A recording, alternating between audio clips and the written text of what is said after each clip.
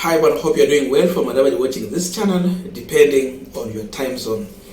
Now, we know that Ruto and his Kenya Kwanza team is pitching their tent in Western region. They are in hand and they are looking for 2027 way forward. Wameanza siasa. Mambo ya maendeleo, forget. And with all this, we know what happened to Oparanya. There was the issue of being arrested, ESCC sending police to his home in Western, then in Nairobi, and the drama we saw at DCI, it continued. But then, Oparanya was in Vihiga County. That's yesterday. And Oparanya is claiming that the Kenya Kwanza administration is using graft allegation to get him to shift his political allegiance from Azimio to Kenya Kwanza, from Raila to William Ruto. And he's saying, no, mimi siko tayari kwa hii mambo. Uko na Wetangula, uko na Mudavadi, na Mungu kwa timu yenu. Mimi mnanitaka wa kazi gani? And this is what he said while he was in Vihiga. I quote him. Ruto, you can't force me to join your coalition. You have Mudavadi and Wetangula. Why are you fighting to have me in your camp at any cost? I am in ODM. I will remain in ODM. He continued. No amount of intimidation will make me abandon my loyalty to Raila Odinga. Kenya Kwanza want me to join the government and abandon the opposition. Ruto has Mudavadi and Wetangula. Let him stick to them and leave me alone. That was Oparanya while in Vihiga County. The ceremony did not end there. The Vihiga Senator Godfrey Osoti also weighed in into this matter. And as far as the issue of graft is concerned, this is what Godfrey Osoti is saying. I quote him.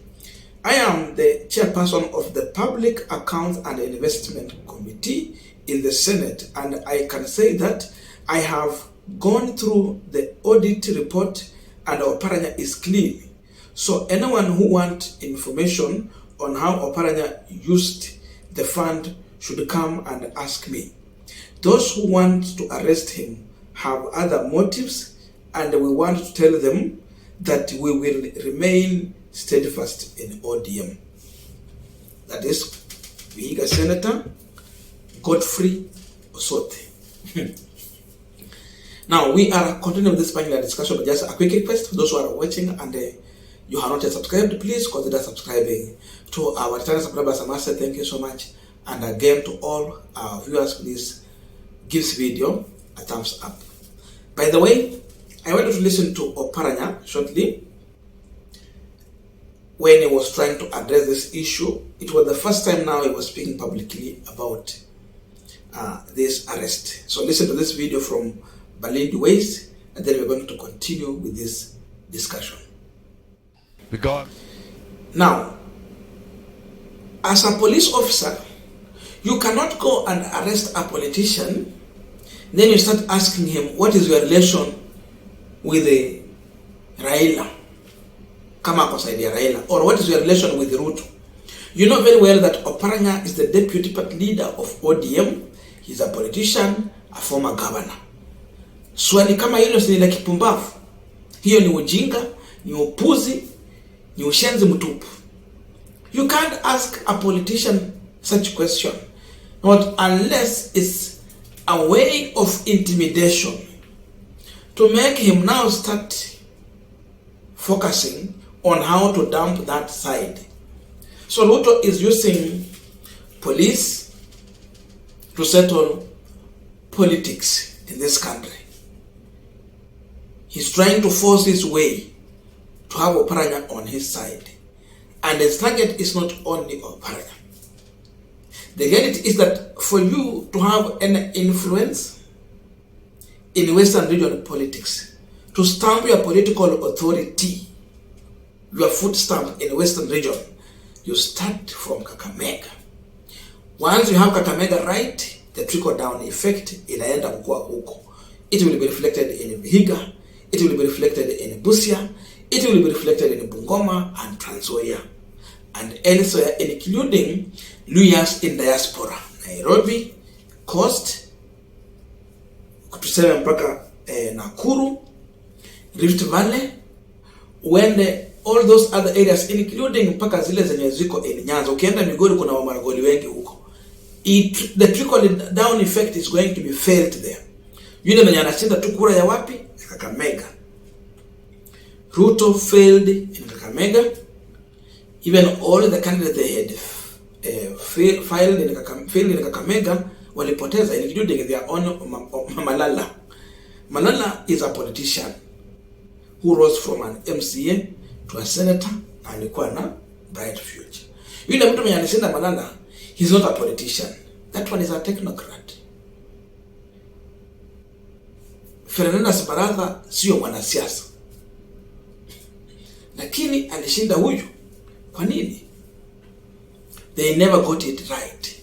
So Ruto's target is to have Oparanya on his side, and is going even further to influence the ODM members of parliament in Kakamega to shift their allegiance to Kenya Kwanza's side. Remember, majority of members of parliament who are now elected on ODM in Kakamega, they were formerly in ANC party, Amani National Congress here in Mudavadi. They got elected in 2017 when Mudavadi came together with the Raila and Oparanya to form NASA coalition. Wakati Mudavadi alikuwa anasema NASA hawa. So mambo ya kusema NASA hawa ilisaidia Mudavadi sana, such that those members of parliament who lost to get ODM nomination and who are not sure of getting the ODM nomination because of how ODM was playing, they opted to go for ANC because ANC now was a sister party in NASA. Yani uko na watu kwa ground, lakini uoga ni kwamba huko sure kupata nomination ya ODM. So you better go for the sure one, which is still just under umbrella of NASA. And for that matter, the brainchild of NASA, Musalia Mudavadi. So walienda huko, and that's how ANC won the majority seats in Kakamega County. Umeona hiyo mambo? Walikuwa na majority. But when Mudavadi decided to support William Ruto, wale members of parliament wakaangalia vizuri, then the influence ikakuwa pale Atwoli and other things, then Raila Odinga wakaona the right person to support, it is none other than Raila Odinga, because then that was what majority on ground were opting for. Watu wengi walikuwa wanaona the right person to support ni Raila Odinga. So ukienda kwa ile side Mudavadi ameenda, you lose. So in their own wisdom, they decided to support that side, and they shifted all of them from ANC to ODM. Mudavadi alibaki na mbunge mmoja, Injendi Malolo. Na wale wenye walienda kwa ODM wote walipigiwa kura, walikuwa watu wa ANC. Saa hizi Ruto ameanza kuwatafuta, anataka hao ashika Oparanya aweke hapa, aende hao aweke makesi zingine hapo, so that they will be on his side, so that in that 2027 general election he can at least have some influence to challenge Raila Odinga in the Western region. Because what I can tell you on this camera here, as long as Raila Odinga is on ballot in the next election, Ruto or Mudavadi will not win the majority of Mlembe Nation votes. If Raila Odinga will be supporting another candidate, Luyas will make their decision if to support that Raila Odinga's candidate or decided to go their own way, make their own kingpin. That is the time they will make that decision. But as of now, vile Ruto anaangalia mambo, hako sure kama Raila hatakuwa kwa ballot. So Oparanya lazima waangaishwe, lazima wasumbuliwe, lazima hii mambo mengi ifanyike. That's what we are witnessing now. So trumped up charges to settle political discourse. That's what you are seeing. But why force? Just work for the people. Wacha Miasi ifanye kazi, wacha Nzoia ifanye kazi. Then from there, let people make a decision. But if you are coming to Western region to launch hot air, relaunch projects, launch appointments, what for Western, they are not interested in only appointments. Beside appointment, they need to see tangible projects on ground. Ukikosa kufanya hiyo, forget about their votes. The only way to convince them is just to work for them so that they can see at least hata kama wakupigia kura umewafanyia kazi. Failure to that, expect the repeat of 2022 as far as the Western region votes is concerned. I don't know your views, but let us meet in the comment section for coordination of this conversation. Thank you and see you in our next video.